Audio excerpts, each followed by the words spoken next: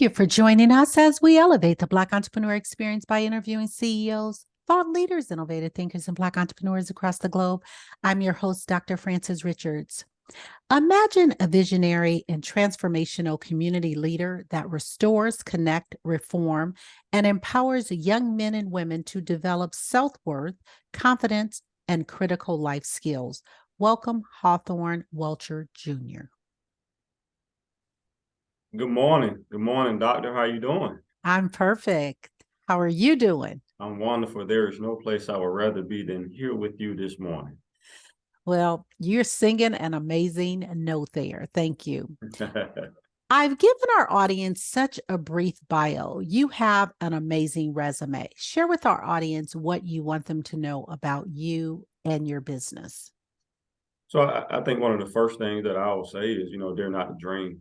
For me is, there is a foundation. I think it's very important, as we get into certain things that your heart and your passion and your emotion should be led, but through a nucleus and or a foundation. So hopefully today, what I'll do is sort of inspire and sort of in some aspects give the blueprint or in some aspects jumpstart, but also in other aspects, I'll be able to be sure that people understand that dare not to dream, that you can diversify and do more than one thing great.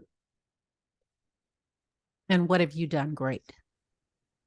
So hopefully I've changed lives. Hopefully I've built skill sets. I think for the most part, like I say, and I don't throw those words out lightly, but there is some girth behind those things that hopefully we can get into today, and definitely happy to share and very excited about giving you my story and my journey. Tell us about the nonprofit you started. So I think the nonprofit is, a subsidiary of a lot of things that have sort of come before that. But, from a nonprofit perspective, the name of my nonprofit is Left-Handed Principles. And left-handed, of course, you may have guessed that I'm left-handed. How would you ever guess that one, Doctor? But, so I am left-handed, and I think the story, when we start talking about left-handed principles, for me, it is an alternative way of looking at things, an alternative way of thinking. It's that other way. Why do I say those things? Just to give, some visual examples that I always give. Two, one, you remember way back when we were in school, because you're as young as me, that. So way back when we were in school, that's when we had the actual correctional desks, the ones that were right-handed, the one that was left-handed. Well, being left-handed, typically there were only like two or maybe one of those desks, but they were always pushed back in the back of the classroom. And people who were right-handed, you didn't think about it. I don't know if you're left-handed or right-handed, but at the end of the day, when we walked into class, I'm like, well, why is my desk in the back of the classroom? Am I to sit in the back? So that's just things that people never thought about. Another thing was when we start talking about etiquetteism and we start talking about how do we shape our men and our boys, is I believe every man and young guy should know how to drive an automatic and drive a stick shift. So when I was learning how to drive a stick shift car, okay, well, the stick is on the right, but I'm left-handed. So once again, it allows me to have to be able to adapt. And so I think when you start talking about left-handed principles, it's all about how do we adapt, how do we quote unquote get to the next? And we do that through the instruction of guided principles. Tell us your backstory. How did you become Hawthorne Welcher Jr.? So first thing I'll say is I'm a legacy. Of course, I'm a junior. And I think the legacy does continue. Shout out to my son Hawthorne III, to my daughter, of course, Zion, and my wife, Shantanette, and the entire Welcher family. But, my backstory for the most part, born and bred in Augusta, Georgia. And, of course, went off to matriculate to Morehouse College, graduated from Morehouse College back in '98. And at that time, Doctor, I was just like any other dumb college kid to say, hey, I'm going to go out, I'm going to change the world, I'm going to make $1 million as soon as I walk across the stage. Okay, well, we know that that's not necessarily reality. But I always knew that I wanted to be a part of some type of impactful catalytic change. Didn't really know what that meant at that time. Put my resume out, dabbled here and there. First job I ever got, I've only had 2 jobs my whole life, Doctor. First job I had was over in Aiken, South Carolina at the Aiken Housing Authority. Director at that time said, hey, Hawthorne, I don't know you, but I know your parents. I don't know you, I know your parents, so I'm going to teach you everything I know about the housing business. And I was like, housing has to be probably the most boringest thing that I've ever heard in my life. But hey, I'll do housing until I figure out in life what I want to do in life. Got into it. One day turned into a year turned into 10 years. And being able to not only build housing and provide down payment and closing cost assistance, but also being able to, for the most part, being able to change lives and being able to provide affordable housing, and the belief that you could change neighborhoods and transfer neighborhoods back in thriving communities. So I think one of the things for me when you think about that, I say, this is pretty cool. And then from there, back in 2008, came back to Augusta, where I still am today. And I came over here to Augusta as the youngest director in the history of Augusta, Georgia, from a directorship at that time. And I'm here today, became director of City of Augusta back in 2014, and I'm still here, still director. That's not going to change. And I think one of the greatest things you ask, what do you feel like from a personality perspective, your greatest attributes? And I think for me at this stage in my life in 2023, it is being able to birth and to create skill sets that's sustained by my other staff person, which allows them to be able to elevate into positions of leadership as well. But it's time to do more. When you talked about legacy, that's your legacy. When it's all said and done, how do you want to be remembered?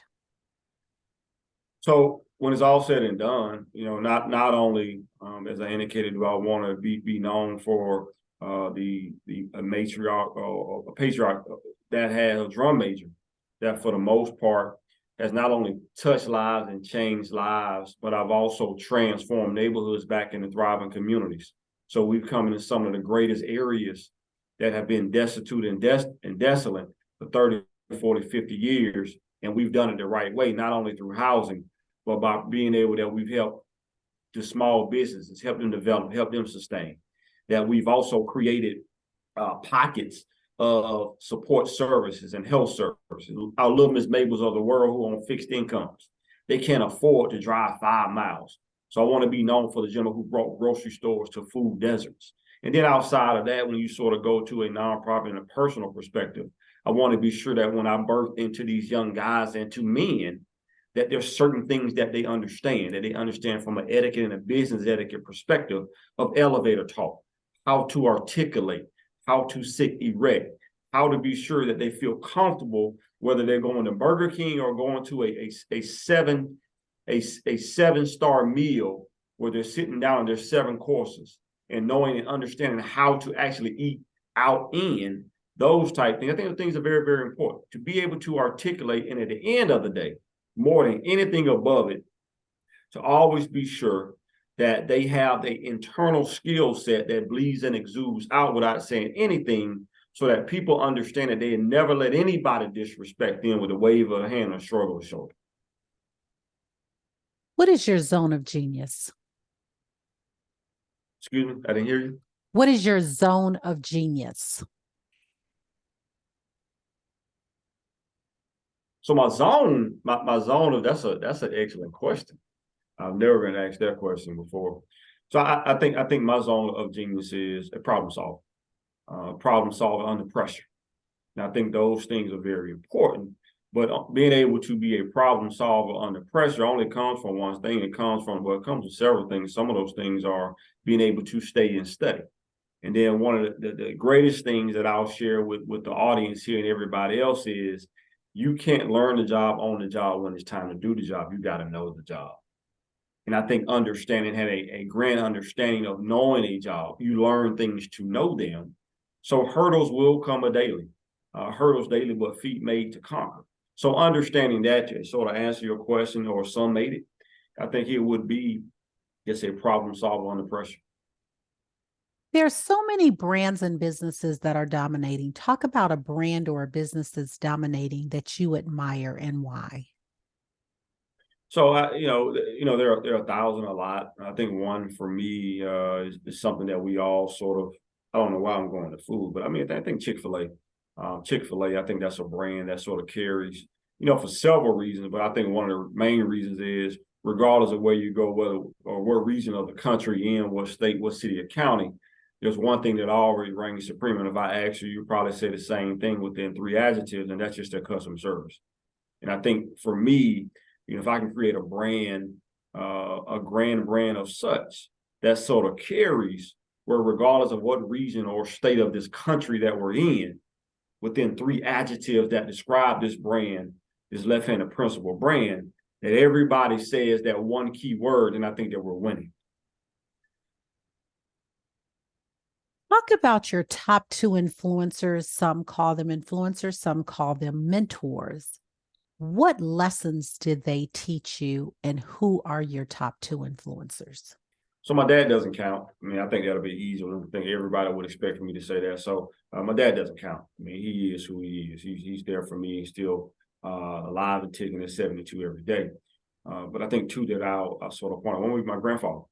My grandfather grew up there in Eufaula, Alabama, Georgetown, Georgia, one of the smallest cities in the state of Georgia. Of course, poverty stricken and those type things. But some of the things that he taught me are the things that we're trying to give today, and that is knowing how to diversify. And when I say that, one of the things that when you start talking about, if you look at this curriculum from a left-handed principle perspective and from a for-profit perspective, what you'll see, Doctor, is you'll see small business development and small business sustainment. Why is that important? It's important because our small business really operating as small business, or are they just operating? But my grandfather, he taught me the art of diversifying. He was a principal in the area. He also was a city councilman, so he was a commissioner as well. And then thirdly, above all of it, he also was an entrepreneur. So he created and opened and developed a laundromat there in the area, for pretty much those households that did not have, at that time, and still in Georgetown, Georgia today, there are a lot of households who don't necessarily have washer and dryers. So being able to understand the fact that out of 10 things, at least let's do one thing great first before we go to the next. And I think that's where a lot of people miss out most. So if you look over my shoulder here where I'm pointing, you will see pretty much that's a certificate that I keep on my shelf here in the office from my grandfather, who was city councilman. Tommy Lee Kendrick was his name. Secondly, it would have to be a gentleman by the name of Reginald Bonner. Reginald Bonner, I thank him. When you start talking about gifts of life that one gave, he gave me that life of the first opportunity. As I indicated, he was my director over at the Aiken Housing Authority back in '98. But what he gave me was the art of development. That's who I am. And I'm still doing that today. The art of community economic development, of knowing how to take a neighborhood, knowing how to remove the blight, knowing how to remove the asbestos, knowing how to remove the lead, knowing how to remove the crime and bring back grocery stores and coffee shops and different types of housing and bring back clean. So those 2 gentlemen have given me the greatest thing. My grandfather, the art of diversification, of knowing how to do more than one thing great. Reginald Barney, the gift of community economic development, of which I still teach, coach, and push and stroke and give to others today. What problem exists in the world today that you'd like to solve? Homelessness. So I think homelessness for me is one of those problems. One of those, if you forgive the background, that's my serenity. So commercials may come in. I'm not endorsing anybody from that standpoint, but that's just my serenity. For me, I'm very transparent from that perspective. So persons, forgive the background, focus here. So I think for me, homelessness. And I think homelessness is among all of us. Bless you. I think also what I've learned is the fact that homelessness is not an emergency, it's a crisis. And a lot of people don't look at it. An emergency is if I fall out right there, please take the defibrillator off the wall and help me back in some kind of way. That's an emergency. But a crisis is similar to what we were just coming out of from the pandemic, from a COVID standpoint. Homelessness has always been here. It's been amongst us since the beginning and those type things. So for me, when you start talking about homelessness, if the world was a utopia, then what we would do is be sure that there were no homeless persons, that persons have at the end of the day, that the first thing we've done is we provided a stable living environment, and then be able to, once a stable living environment, everything starts with housing from our perspective. But if we have a stable living environment, then next is we're able to sort of build into and build up. So homelessness is just one of those things that I think will always be among us. but I think we as a city county, it's really a local problem in regards to how localities want to handle that. So we have not done that well across the country. So that would be the one thing that if I could erase in the world was utopia, it would be homelessness. Hawthorne, I want you to have a monologue. I want you to name this person, living or not. This person has inspired you so much. Who is that person and what are you saying to that person?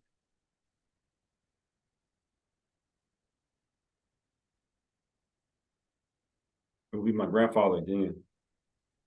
I would tell him that just thank him for his sacrifice. Thank him for providing me and my family with the yellow brick road. Thank you for being there for my mother and my father.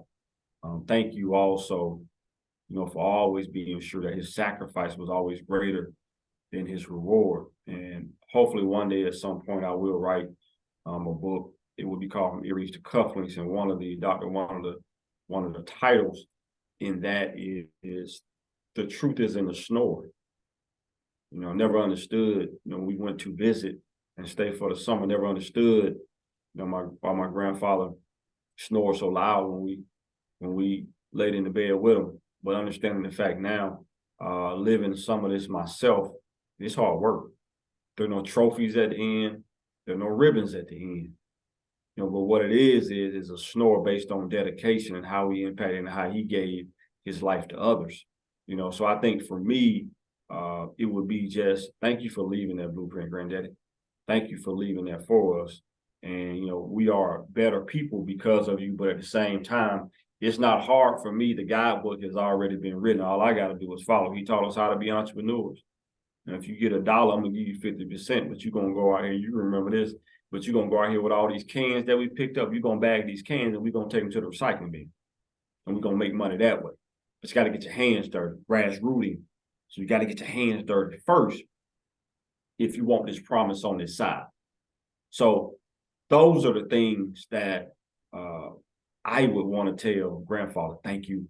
And hopefully at this stage in our life that we're making you proud. But we'll never forget. They're on my wall, regardless of where I go.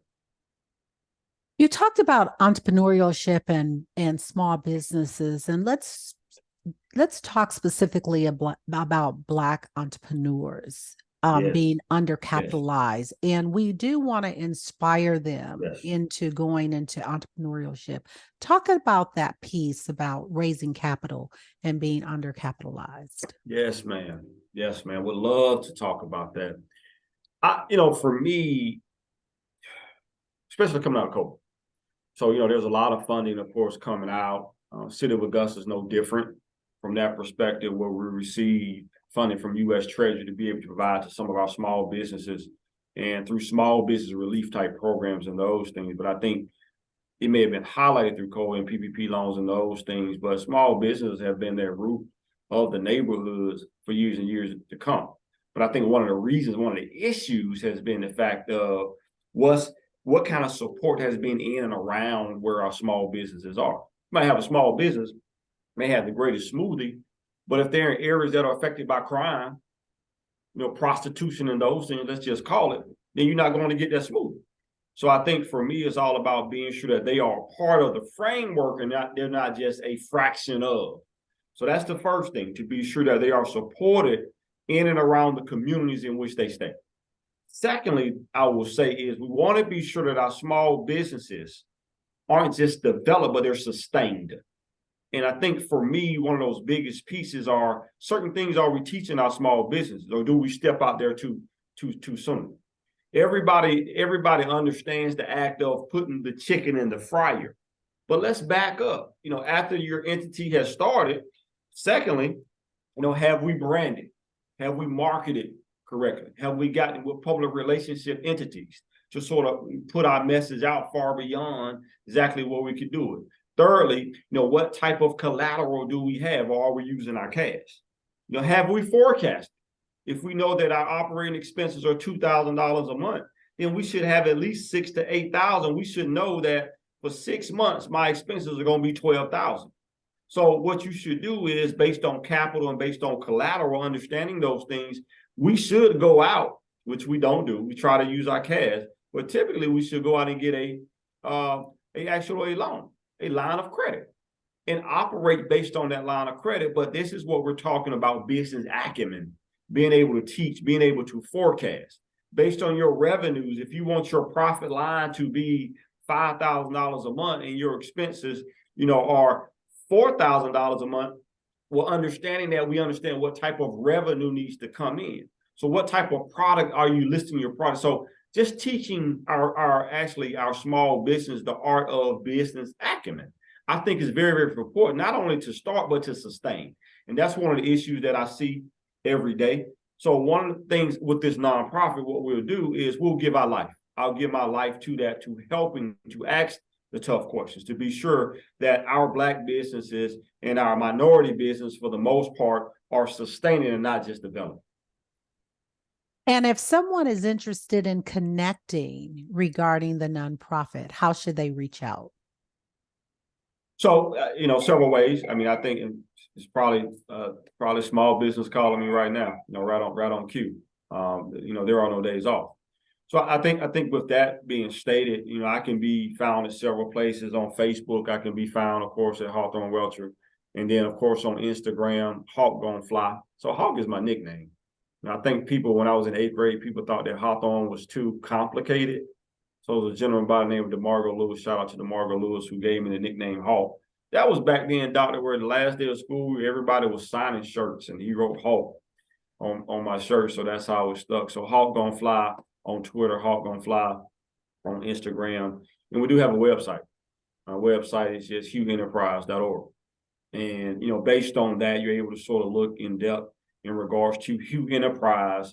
Hugh Enterprise is a subsidiary made up of actually two organizations: a for-profit, which is called Hugh Group and Associates, which focus on development consulting, which I do not do in Augusta, Georgia on the side.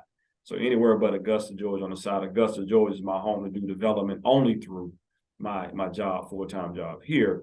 And then also the nonprofit Left-Handed Principle. So I'm just standing in the gap. I want to be a brand itself. It's very important for me when we start talking about left-handed principles and you start talking about what are you really going to teach. So I'm not trying to be the Boys and Girls Club. We're not trying to be 100 Black men, but we are trying to provide services. So I'm very excited about where we're going this fall. So we're going to teach business etiquette, social etiquette, dress right dress. And what we're going to do is create what is called a principal university. So we'll take in 25 to 30 guys. And we'll take in 25, 30 guys, and we'll meet twice a month during the school year, from September to May. We'll end in May. Doctor with a botilla. In May, we'll end with that. So every month will be very innovative and creative. We're not just going to sit in classrooms. We're not going to do that. So we will teach them the art of, a 7-course meal. So we'll partner with local restaurants and sit down a 7-course meal and those things. We'll take them to Morehouse College, and we'll spend some time having them understand not only Dr. Martin Luther King, but who Howard Thurman was. Who Benjamin Elijah Mays was, and those things. So understanding that, I think, but I'm very excited about how we'll kick it off. We do know that we have the NFL draft that is coming up here soon in late April. So we'll have a draft party. We'll have a draft party where all 25, 30 guys will sit down in what we call a green room with their parents and their families. And we'll draft them up onto stage. All 25, 30 guys will be #1 draft picks for Principal University starting out this year. So I just want to be a blueprint. I'm not God. I'm not baby Jesus. I'm not a savior. But what I am is an example of how you brand yourself, and the fact of being confident to be able to know you can do more than one thing great. What is the takeaway from this conversation? What do you want our audience to leave with? So I want our audience to really lead with the fact that they're not a dream. You don't want to be 85, 90, 100, 150 years old, getting ready to transition, and you have regrets. So if it hits your head for some reason, and God has placed it there for some reason, how long are you going to sit on that dream? How long are you going to sit on pretty much that vision before you move to development and implementation? So don't cheat yourself and don't be mad at yourself at the same time. So let this be an example of me stepping across that aisle to say, you know what, I'm not scared anymore. There's no conflict of interest with what I'm doing. providing housing to Augusta, Richmond County, and teaching young guys how to tie bow ties and how to properly put on the ascots in no aspect is a conflict of interest. So learning how to take that next step, not be scared about it, but take a dream and a vision, take that to implementation and development. What brings you joy? What brings me joy is clean health, good health from a mental and a physical perspective. I think it's very, very important. It's very, very important for all of us as we sort of move forward to understand that stress and strain and anxiety will come. Those things are just a part of life. You can't necessarily control it. It doesn't matter what type of medicine you take, what kind of meditation you do. Those things are among us. But I think one thing that's very important is health plans. Health plans from a physical standpoint. It's very important for me, doctor, to be sure that 3 days a week I work out physically. But as important as that is, I get my sauna and my steam room time in too, from a mental drain perspective. So understanding those things, those type things make me happy, understanding the fact that I know I'm gonna give 150%, but I've put in the work and the time to be sure that I can give my all to any and everybody that I touch. The little Miss Mabel, who I'm going to see at a public meeting at 6 o'clock, because she wants to hear exactly how we're going to improve her neighborhood, or the kids, the parents of the kids who want to know exactly at 6 o'clock, exactly, what left-handed principles is all about. But I've been working all day, so I can't be lethargic. So they've been waiting on that all day at 6 o'clock. Doesn't matter if I've been up since 4 o'clock. So understanding the fact of getting that internal peace and being happy, but not only happy, but healthy. And I think those things will get us along the way. And what does self-care look like for Hawk? So self-care for me is, we talk about dress right dress. We talk about from earrings to cufflinks. For me, is understanding that always pocket squares make a difference. I think the physical appearance is very important for me. But beyond the physical appearance, Doc, one thing that I always, is another saying that I have. You can't have on a $400 ensemble with a 40-cent mouth. It doesn't matter. So you can look good, Deion talks about look good, feel good, get paid good, and those things, but what I'll say is just be sure of the way you look and it's commensurate with what comes out of your mouth. Talk about mental wellness and entrepreneurship. So mental wellness, I think can be defined in a lot of different ways. I think, for me, one, it starts with, with self-help. Self-help is the first help. And that goes to, a lot of times we spend a lot of time doing, as indicated, especially men in the gym and those things. It's always about the ego and how much we can lift, but how much can you lift with your mind from a reading perspective and books and those things. I think that's so that we start talking about mental wellness, always being able to sort of feed that mind. I think also when you start talking about mental wellness, it's important to be humble. None of us know everything, so how are we continuing to sort of learn? When you walked across that stage, in ninth grade, you walked across that stage, regardless of master's degree, bachelor's degree, or even doctorate degree, the stop sign shouldn't have stopped there. So just understanding to being able, it's all relaxing the mind is important, but I think beyond relaxing the mind, it's also important to be sure that we continue to develop, the mind. And then I think at the end of the day, engaging in conversation, engaging with conversation with those persons who, for the most part, you can glean and learn from. And I think that's very, very important to be able to ask questions yourself and to sort of stay engaged in constant communication and in constant relationships that yield to be profitable, not only from a monetary perspective. So when we start talking about mental wellness, I think that's what that looks like. When we start talking about entrepreneurship, for me, once again, is you got to have that belief. You got to have that belief. And one of the issues that I see for nonprofits is, if you're not committed to your business, don't ask me to commit if you're not committed. I think that's one of the things that we see a lot of time is based on what I'm doing. Now, I've asked nobody for nothing. It's just my hard-earned money that I've put forth to be sure that we've done the right photo shoots for the website, and to develop content, to be sure that we've hired PR, to be sure to help further the brand. So these are things that you sort of commit to on yourself. And then once you commit to yourself, people will understand and they'll be more willing to sort of commit with you along the way. What book would you recommend and why?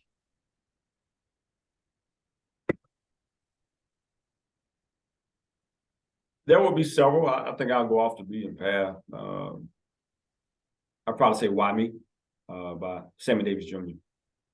I think it's sort of autobiography, but it sort of speaks to just his journey. For the most part, everybody knows him from the tap, and everybody knows him, pretty much, for some of him being an entertainer.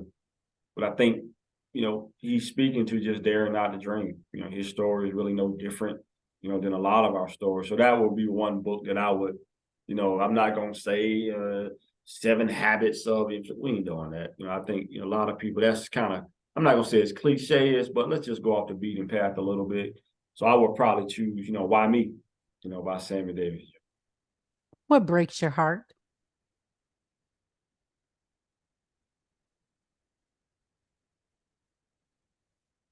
Well, what is gonna break my heart? What breaks my heart is not having 2 of my brothers here. I come from 4 siblings, mother and father, Deborah and Hawthorne, shout out. Still living to this day. Mom 70, dad 72, 4 boys. They've all had 4 boys. So you have the youngest and you have me as the oldest that's still living. But my 2 brothers in the middle not here. One perished back in 2005 and the other one perished in 2020, right before the pandemic. So just not being able to share in this with them. I mean, we start talking about mentors. I mean, I know I would have had 3 of my brothers just standing behind me, standing beside me, just, making it a family business. That breaks my heart. Just the fact that not being able to have them here with me to talk about, talking about that legacy, but that breaks my heart. They're younger than me and they just, in some aspects, didn't have a chance. So more than anything, that's what breaks my heart. And sorry for your loss. Thank you. Talking about running a nonprofit and fatherhood. Nonprofit and fatherhood, or nonprofit and fatherhood? Fatherhood and a nonprofit. So it would be fatherhood and entrepreneurship because we consider a nonprofit, it's a business. So fatherhood is one of those things that, and the older you get from fatherhood. So I have a 21-year-old, shout out to Zion, and an 11-year-old, Hawthorne the third. So I have a boy and a girl. Fatherhood is necessary. Fatherhood is the bank. It's the flood bank. It is the dam. What does that mean? Moms are moms. When you start talking about motherhood and those things, which we're not talking about, motherhood for me is next to Christmas and Thanksgiving. That's where it is. And when you start talking about fatherhood and those things, like I said, it's not sexy. Things that people really don't talk about. It's just something that you do as a guy and a man. That's what you're supposed to do. That's the cliche. But one of the things that I do understand and know about fatherhood is that it is ultimately important. Of course, when your 21-year-old daughter needs money, they're coming to you. But fatherhood is always there for the most part when things go wrong. When things go wrong, it's all about your father and being that foundation to fix it. So we as guys, as fathers, have to understand that it ain't about the fireworks. It's not about the trophies. It's not about the day-to-day contact, because you can never replace that of a mother. But you have to be that safety net. You have to be that dam, because there is nobody behind you as a father when it goes wrong from your kid's perspective. But if you're still making it about you, if you're still acting 21 when you're 41, that's selfishness, and we can't get to the kids.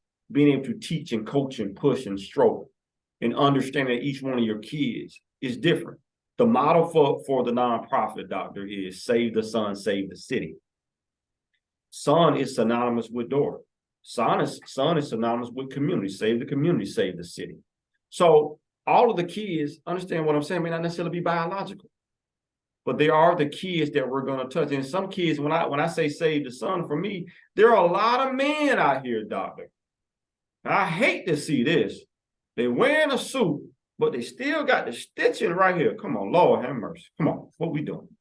So there are men, they're grown men that need to be taught, that have never been taught or instructed as well. So we want to be able to be in a position to fill the gap. Several things that I've learned: never to wear a rough, dry shirt, to be sure that I have collar stays in my shirt, to be sure that I always have a handkerchief. I'm not wiping my forehead while I'm out at a community event with a piece of paper towel. So these are just things and etiquette things that young boys and men, every young guy should know how to tie a tie at least 2 ways. Every young guy, I see it all the time. Oh, I can tie a tie, but I can't tie a bow tie. Well, why not? Okay, you're 55 years old. Why don't you know how to tie a bow tie? A bow tie is easier to tie than a tie. So these are the things when you start talking about fatherhood. For me, I want to be sure that we create 25, 30 guys and we continue to grow in the middle and high school, that they feel good about branding themselves. They feel good about wearing the logo. They feel good about being a part of Principal University. Hopefully it rubs off. So, we just react every day to certain things that are within us. So I want to be sure that what we're putting in, they're sort of articulate to the world and hopefully to the region and the country. Talk about love, marriage, and entrepreneurship. So I think love is definitely unspoken. You can love, in my opinion, on so many different ways. I think one of the biggest things when you talk about love is be sure that when love, it comes your way, that you say thank you. I think marriage is just really, really important. And I think understanding what marriage is and how marriage can sustain is really only one way, in my opinion, and that is individuality. You must remain an individual when you start talking about marriage. I'll tell anybody, of course, I've been married for right at 14 years, going on 15 years. But the thing about it is the fact of you must have a friendship foundation first. That's first and foremost.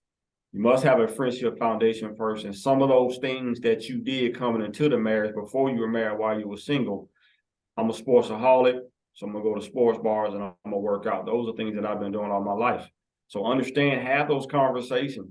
Have those conversations with your mates. Hey, these are my things. These are my makeup. You talked about mental wellness. I have to go to the Y. Those things are very important. Some people can handle it, some people can't. But understanding a friendship foundation, having that thing, understanding the fact that you're not living for your kids. Your kids are guided by the unit, but you can't shut down. You can't shut down, when the kids come. And I think a lot of couples do that. So what happens is they lose touch over the years until the kid's gone. And then when the kid's gone, you've lost so much time. It's a desert. It's hard to sort of get those things back. So staying young, being fair to your partner, understanding the fact that when you're on journeys of such, let's communicate that on the front end and not say, well, I told you I was. Let's communicate those things on the front end and have conversation about it. So communication is key, but at the same time, understanding that sacrifices will come about as well. Let's talk about an attitude of gratitude. And I want you to have what I call a thank fest. And I want you to thank people or situations or however you feel led for your own personal thank fest. Have at it.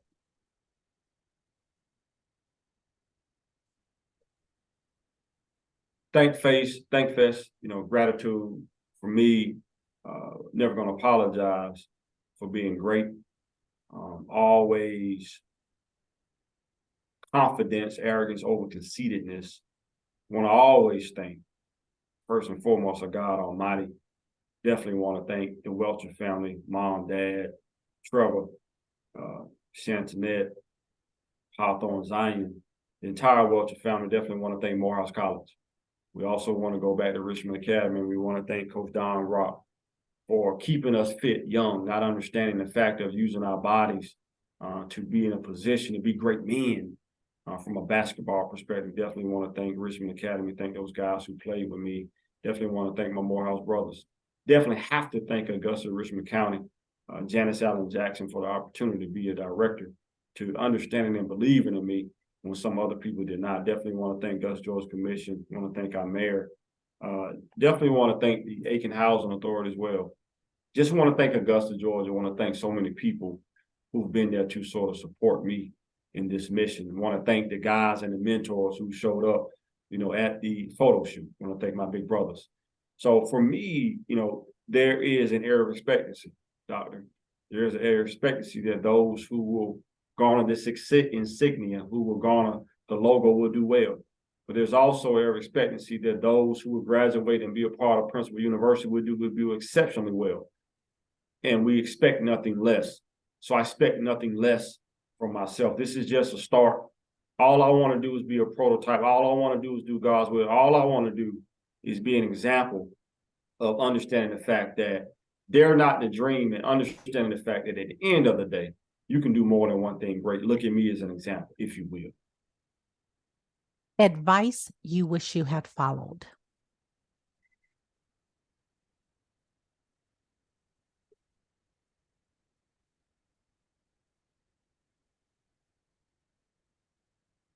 Advice I think that would have to go back to probably investing, and investing really at an early age. Understanding the fact that one thing has brought about something else. The advice that hopefully we'll give, to the young guys of Principal University, and that is the fact of knowing how to use money and learn how to use money as a tool. Learning how to build self-worth at an early age. Learning how to not only save. It's not about just saving, but it's about understanding money as a tool and teaching and understanding how that money can grow. So teaching these young guys exactly, we'll create savings accounts for them. Savings accounts, and we'll teach them exactly how to matriculate, how that money matriculates and how it grows. How to when to buy, how when to sell. Those things, understanding pretty much the stock market. So I wish at an early age, some of the things that we're talking about had a great upbringing. Mom, dad did an exceptional job. However, at the end of the day, some things from a financial perspective that I understand now that I want to give the young guys. So I think the art of understanding how to use money as a tool at an early age, I think would have put me in a bed. Maybe I'd be a millionaire by now. Doctor, got a long way to go. So that may be one thing that we can change with these young guys. You talked about teaching them about banking and money. Will you focus on putting the money in a Black bank? Have you thought about that? I did, definitely. Understanding the fact that, of course, my job all my life, I've given my job to using HUD money, to use money to provide, community economic development activities, to provide small biz, down payment, closing costs, rehab work, those things to help prisoners who have HIV and AIDS and HOPWA and those things. So I give my life to help those people who are low moderate. And so understand most of the work that we do are, of course, in Community Reinvestment Act areas. So understanding CRA and those things. So you bet your bottom dollar, yes, ma'am. We definitely be sure that we support pretty much our own. You can bet your bottom dollar on that. Yes, ma'am. Hawthorne, if you conducted this interview, what is the one question you would have asked yourself? I want you to ask the question and answer it.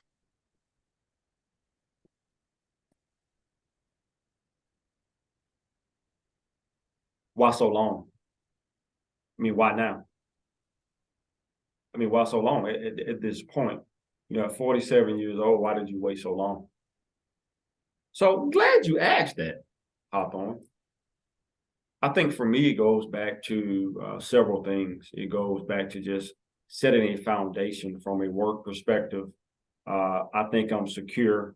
I feel very good about the staff that we have here at the Augusta Housing and Community Development Department. So understanding that, I feel as though that I've sort of won with this position. And I hope people don't take that the wrong way. And when I say that, it's not about me. And I feel like I can always have a job in the housing industry, but I feel very good about some of the disciples, if you will, that have come through under my tutelage. And that makes me proud to understand that I built skill sets to sustain. So understanding that some of the things that I'm able to do now, just based on years of experience, it comes pretty easy for me. So I think now is a time for me. Now is the right time to just pivot, not turn away from, never turn away from this, but pivot to say, hey, there's other things that I can do as well. I feel that there are gaps. there are gaps in working with nonprofits and churches over the years. Yeah, we're touching some of our youth, but there's so many youth that there's so many people that needs to be out here touching, and no one organization or two organizations can get that done. So now is the time. That's why it's taking so long. I'm comfortable at a state where we're pretty much operating from a system of autonomy. So understanding now is that time that I can sort of turn my focus to other things while at the same time not leaving what I'm doing behind. And as a mentor and coach, and others are looking at you, would you give them that same advice to wait? Yes, in some aspects. The question that I would ask them is, at this stage, tell me that one thing. Don't tell me the 10 things you're doing. Tell me that one thing that you're doing great. And by that, what I mean is we can't define greatness on our own. We can't crown ourselves. So show me some articles or show me pretty much some podcasts, some new where you have persons. And it's not about the gratitude from a standpoint of somebody saying how great you are. Show me how you've impacted and you've changed somebody's life. Show me that. And then once you show me that, I think that you've pretty much, for the most part, graduated. Now, what you do is you continue to build legacy, so you never go away from that one thing that you're doing great. But at the same time, once you can show me that, now we can talk about pretty much pivoting and being sure that we diversify. We've come to the part of our interview. It's called Rapid Round of Fun. I'm going to ask you a series of questions, and I'd like you to give me very quick answers. If there's something you desire not to answer, feel free to say pass. Are you ready for the Rapid Round of Fun? I'm ready. Your ideal car? Maserati. What is your favorite comfort food? Fish and spaghetti. You relax doing what? Samba. Your favorite singer or rapper? Rick Ross. Your favorite dance song? Anything Chris Brown. What food do you eat every week, no matter what? Salad. Your first job? Aikenhausen. Workout or hit the couch? Workout. Hawthorne, Welcher Jr., thank you so much for joining us on Black Entrepreneur Experience Podcast. Before we let you go, share with our audience the best way for them to connect with you and to do business with you, and feel free to leave all your social media handles. H. Welcher Outlook, Facebook, Hawthorne Welcher, Instagram and Twitter, Hawk Gon Fly. My website, hugheenterprise.org. Thank you. That's a wrap. Thank you.